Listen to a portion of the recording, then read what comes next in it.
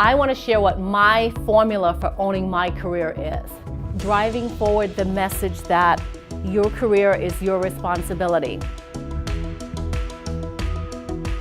Sticking to your standards and knowing who you are, what you want to do, and what your goals are, and making sure that you stay focused. Because if you're not happy with the things that you're achieving, then, I mean, the success is just superficial, it's for show.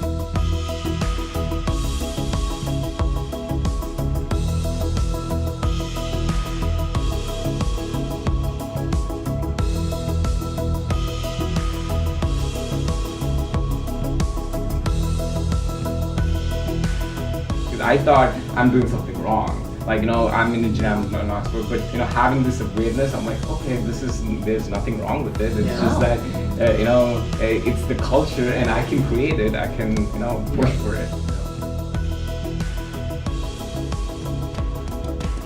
I would suggest to you that it's the relationships, the networking, the sponsorships, the LinkedIn, establishing yourself as a thought leader and showcasing a light on your personal brand that drives more opportunities to you.